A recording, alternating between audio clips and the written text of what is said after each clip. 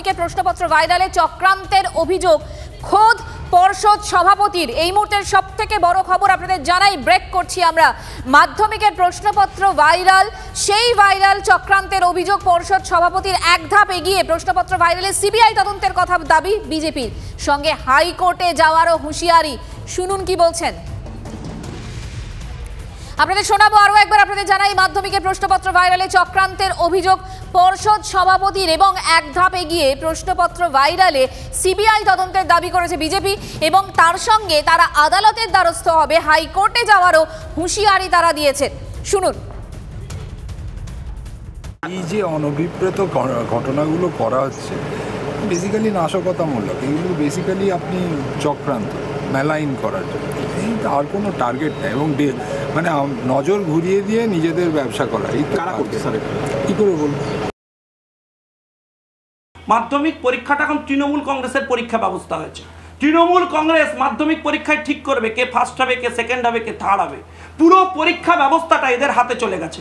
আমি সভাপতির কাছে জানতে চাইছি, নাম ডিসক্লোজারে দিন, কোন অয়নশীল এই পুরো ব্যবস্থা চালাচ্ছেন, কে কিউআর কোড করেছেন, কার নেতৃত্বে এই অপারেশন চলছে, নাম ডিসক্লোজারে নিয়ে আসুন। আমরা এই ঘটনার সিবিআই এবং ইডি তদন্ত চাইছি। বিজেপি যেটা বলছে, শঙ্কুদেব পণ্ডার বক্তব্য আপনাদের শোনালাম। এই প্রশ্নপত্র ভাইরালে সিবিআই তদন্তের দাবি তারা করছে, তারা হাইকোর্টের দ্বারস্থ হবে, আরও একবার হুঁশিয়ারি বিজেপির। এবং পাশাপাশি এই প্রশ্নপত্র ভাইরালে চক্রান্তের অভিযোগ খোদ পর্ষদ সভাপতির। মাধ্যমিকের প্রশ্নপত্র ভাইরালে বিতর্ক এই মুহূর্তে তুঙ্গে এবং চক্রান্তের অভিযোগ করছেন খোদ পর্ষদ সভাপতি। সুমন মহাপাত্র আমাদের সঙ্গে রয়েছেন। সুমন, একটা বিশাল বড় একটা অভিযোগ করছেন কে? পর্ষদ সভাপতি, তিনি চক্রান্তের অভিযোগ করছেন। ভয়ঙ্কর বিষয় তো। দেখো, বারবার করে পর্ষদ সভাপতি পরীক্ষা বানচাল এবং চক্রান্তের কথা বলে আসছেন। তার কারণ যেভাবে দেখা যাচ্ছে মাধ্যমিকের প্রশ্নপত্র প্রত্যেক দিন কিন্তু চলে আসছে। প্রথম দুদিনের ক্ষেত্রে সেই ঘটনাই ঘটেছে।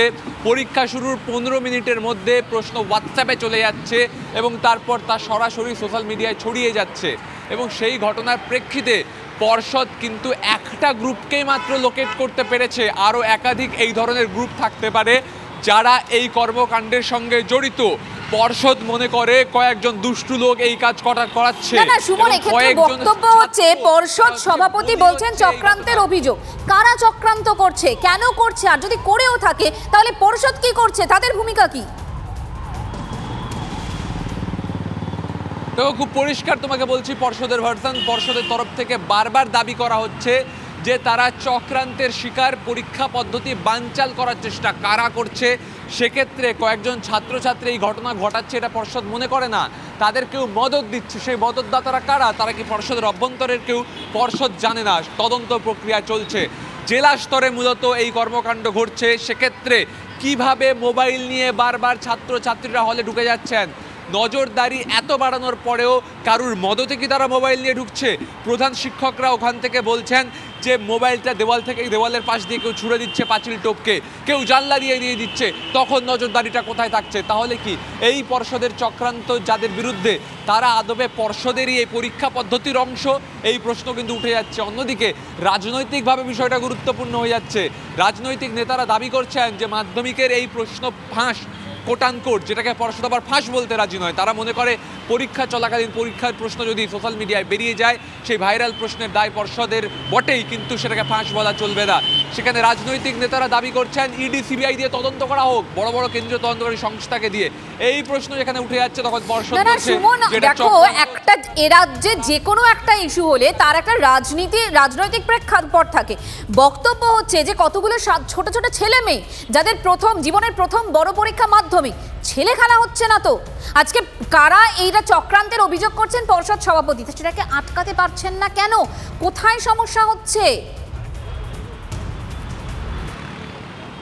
দেখো, খুব পরিষ্কার করে বলছি তোমাকে মঞ্জিরা, যে পর্ষদের তরফে যেখানে মূল জায়গাটা একটা হোয়াটসঅ্যাপ গ্রুপকে লোকেট করা গেছে, মালদার একটা চক্রকে, যেখানে দেখা যাচ্ছিল সেখানে কয়েকজন ছাত্র, প্রায় 11 জন ছাত্র, তারা মোবাইল নিয়ে ঢুকছিল, ছবি তুলছিল, ছবিটা হোয়াটসঅ্যাপে পাঠিয়ে দিচ্ছিল এবং সেখান থেকে সার্কুলেট হয়ে রাজ্যের সর্বত্র পৌঁছে যাচ্ছিল। মূল প্রশ্ন হচ্ছে যে এই চক্রান্তর যে কথা পর্ষদ সভাপতি বলছেন বা রাজনৈতিক নেতারা বিভিন্ন ভার্সন দিচ্ছেন, আসল জায়গাটা হচ্ছে মোবাইল ফোনটাকে আটকানো। এই মোবাইল ফোন নিয়েই কিন্তু পরীক্ষার্থীরা পরীক্ষা কেন্দ্রে প্রবেশ করে যাচ্ছে। সেক্ষেত্রে পর্ষদের বক্তব্য যে এখানে যারা ফ্রিস্কিং করেন, যারা বডি সার্চ করেন, তারা কেউ প্রফেশনাল নন, তারা শিক্ষক। সেক্ষেত্রে কেউ যদি অসৎ উপায় অবলম্বন করে মোবাইল ফোন দিয়ে ভেতরে ঢোকে, পর্ষদের কিচ্ছু করার নেই। আর এখানেই কিন্তু ভাইরাল হওয়ার আসল কাণ্ডটা, এখানেই কিন্তু প্রশ্ন বেরিয়ে আসার আসল কারণটা। মোবাইল নিয়ে হলের মধ্যে ঢোকার পর তারা ছবি তুলে পাঠিয়ে দিচ্ছেন টিউটারের কাছে উত্তরের আশায়। আর সেই প্রশ্ন হাত বদল করতে করতে গোটা সোশ্যাল মিডিয়ার মাধ্যমে গোটা পশ্চিমবঙ্গে ছড়িয়ে পড়ছে। পর্ষদ অসহায়, সুমন তুমি যা কথা বলছো। একেবারেই তাই, কারণ পর্ষদ অসহায়। কারণ হচ্ছে পর্ষদ এবারে একটা নতুন সিস্টেম এনেছিল, যেখানে প্রত্যেকটা প্রশ্নের পাশে একটা কিউআর কোড ছিল, অর্থাৎ কোন প্রশ্নটা বেরিয়েছে এটা লোকেট করা সম্ভব সেই কিউআর কোডের মাধ্যমে। এভাবে পর্ষদ দুদিনে 13 জন পরীক্ষার্থীকে চিহ্নিত করে তাদের পরীক্ষা এবছরের জন্য বাতিল করে দিয়েছে। কিন্তু তারপরেও কিন্তু এই প্রবণতা রোখা যাচ্ছে না, কারণ যারা এই কাণ্ড ঘটাচ্ছেন বা যাদের বদতে হচ্ছে, তারা কিন্তু কার্যত বলা চলে এই পরীক্ষা বাতিল নিয়ে ভাবিতই নয়। সেক্ষেত্রে পর্ষদ কি করবে? পর্ষদ তো আর কোনো রাস্তা খুঁজে পাচ্ছে না। তাহলে কি কোন পদ্ধতিতে যেতে হবে? মেটাল ডিটেক্টর বসাতে হবে, ফ্রিস্কিং করাতে হবে প্রফেশনালদেরকে দিয়ে। এটা কার ভাবার দায়িত্ব? রাজনৈতিক ব্যক্তিত্বরা, শিক্ষাবিদরা বলছেন সরকারকে 7 দিনের জন্য আরো অর্থ দিতে হবে পর্ষদকে। সুমন সঙ্গে থাকো। এবং নানা রকম ব্যবস্থা তো পর্ষদ নিয়েছিল, তা সত্ত্বেও কিন্তু এই প্রশ্নপত্র ভাইরাল হওয়া এড়ানো গেল না। পরপর 2 দিন প্রশ্নপত্র ভাইরাল হয়ে গেল। আমরা আরও একবার শুনবো পর্ষদ সভাপতির বক্তব্য নিয়ে। এই যে অনভিপ্রেত ঘটনাগুলো করা হচ্ছে, বেসিক্যালি নাশকতামূলক, এগুলো বেসিক্যালি আপনি চক্রান্ত মেলাইন করার জন্য, আর কোনো টার্গেট নেই। এবং মানে নজর ঘুরিয়ে দিয়ে নিজেদের ব্যবসা করা, এই কারা করছে স্যার? কী করে বলবো? এই গোটা বিষয়টার শুনে বা এই গোটা বিষয়টা দেখে মাধ্যমিকের শুরু থেকে দুটো প্রবাদ মাথায় আসছে। এক হচ্ছে চোর পালালে বুদ্ধি বাড়ে, আরেকটা হচ্ছে ইংরেজিতে prevention is better than cure. এই ঘটনা দেখার পর মধ্যশিক্ষা পর্ষদ কি ব্যবস্থা নেবে, তারা কেন আটকাতে পারছেন না, তার থেকেও গুরুত্বপূর্ণ বিষয় আমরা যেটা আপনাদের জানাবো সেটা হচ্ছে উচ্চ মাধ্যমিক শিক্ষা সংসদ। তারা কিন্তু এই বিষয়ে একটা ইউনিক বিষয় মাথায় রেখেছেন। তারা কি করেছেন? প্রশ্নপত্রে তারা একটা ইউনিক সিরিয়াল নাম্বার তারা রাখছেন। উত্তরপত্রে সেই ইউনিক সিরিয়াল নাম্বার বা ইউনিক কোড লিখতে হবে এবং উত্তরপত্র দেওয়ার সময় সই করতে হবে, যাতে এই ধরনের ঘটনা আটকানো যায়। এক্স্যাক্টলি কিভাবে তারা এই গোটা বিষয়টা অপারেট করবেন আমি জানবো আমার সহকর্মী সুমনের কাছ থেকে। সুমন মহাপাত্র, সুমন প্লিজ। দেখো, মধ্যশিক্ষা পর্ষদ একটা অভিনব পদ্ধতি এনেছিল। প্রশ্নে প্রশ্নে কিউআর কোড ছিল, যাতে কোন প্রশ্নটা বেরিয়ে আসছে তা লোকেট করা সম্ভব হয়। তারপরে আমরা কি দেখলাম?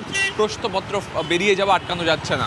উচ্চ মাধ্যমিক শিক্ষা সংসদ যেটা করেছে সেটা সম্পূর্ণ নিরাপত্তার স্বার্থে কোন প্রশ্ন এবং কে উত্তরটি লিখছে সেটা একই, যাতে এক ব্যক্তি লেখে এবং প্রশ্নের সাথে উত্তর যাতে গুলিয়ে না যায়, কিংবা কোন প্রশ্ন পেয়ে পরীক্ষার্থী উত্তরপত্রে কোন উত্তর লিখেছে তা যাতে জানা যায়, তার জন্য প্রশ্নের উপরে থাকা যে ইউনিক সিরিয়াল কোড সেটা কিন্তু উত্তরপত্রে নোট করতে হবে। সর্বভারতীয় পরীক্ষার ক্ষেত্রে, প্রতিযোগিতামূলক পরীক্ষার ক্ষেত্রে এটা করতে হয়। এটা কিন্তু উচ্চ মাধ্যমিক শিক্ষা সংসদ এবারে নতুন করে নিয়ে এলো। তবে এটা করে শুভজিৎ কিন্তু ওই প্রশ্ন বা সোশ্যাল মিডিয়ায় চলে যাওয়া, ছবি তুলে পাঠানো, এগুলো কিন্তু রোখা সম্ভব হবে না বলছেন শিক্ষা। বুঝতে পেরেছি, অর্থাৎ সর্বভারতীয় পরীক্ষার ক্ষেত্রে যেই সিস্টেমটা প্রযোজ্য আমরা জানি সেই পদ্ধতি তারা অবলম্বন করবে। আমরা আশা রাখবো ভবিষ্যতে এই পদ্ধতি মাধ্যমিকের ক্ষেত্রেও যে কোনো রকম এই ধরনের অব্যবস্থা রুখতে এই পদ্ধতি কাজে আসবে। ধন্যবাদ সুমন, ধন্যবাদ।